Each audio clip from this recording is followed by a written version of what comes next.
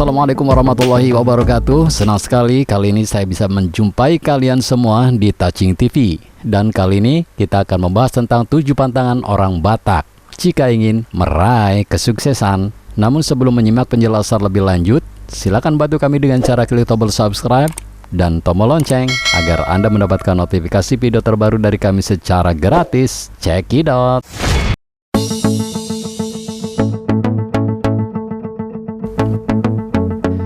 Batur sedulur sekampung, sukses secara materi atau hamoraun bukan hanya dambaan setiap orang Batak, tetapi juga sudah menjadi salah satu prinsip hidup.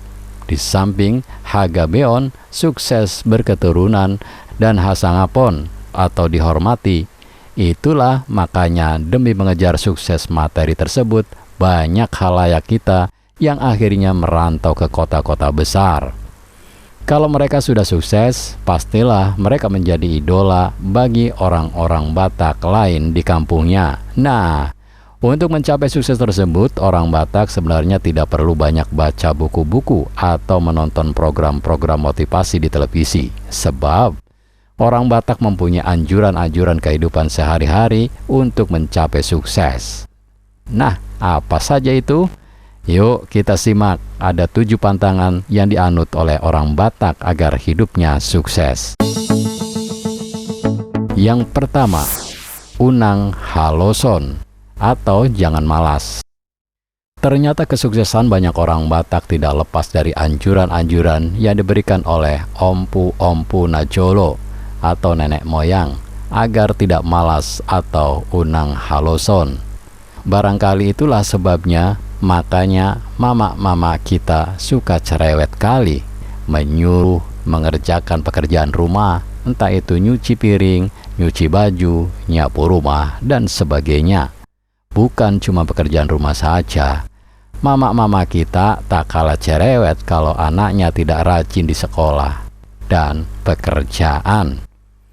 Kelak kau akan mengerti cerewet mamamu akan ada gunanya. Kemudian yang kedua, unang hautoon. Lagu anakon hido hamoraon diau. Anakku itulah kekayaan bagiku.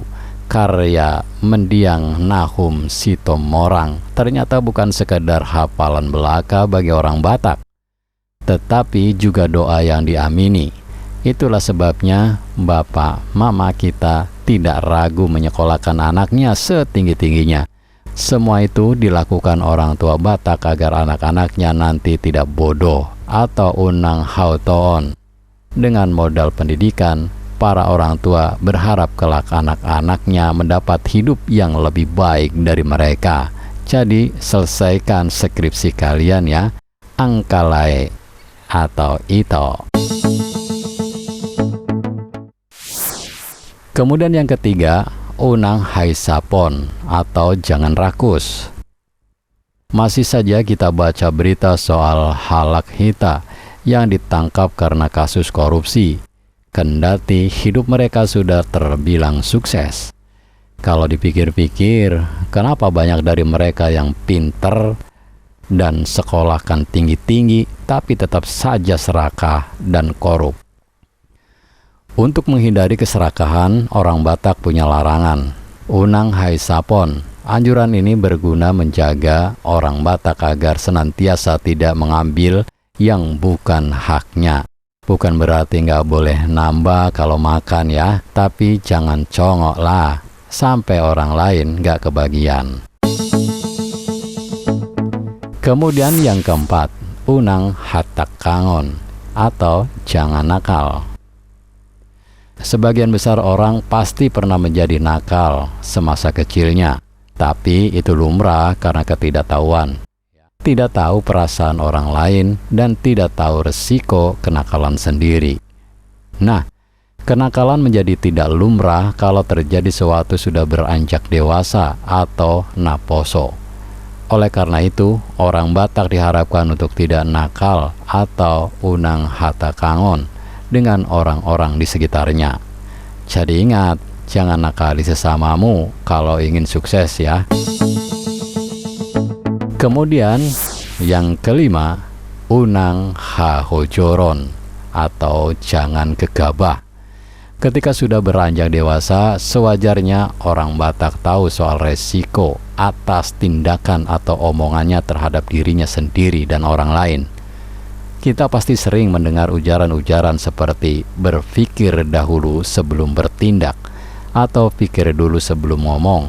Itu makanya orang Batak, apalagi yang sudah sekolah tinggi-tinggi, harusnya tidak gegabah atau unang hahojoron dalam kesehariannya.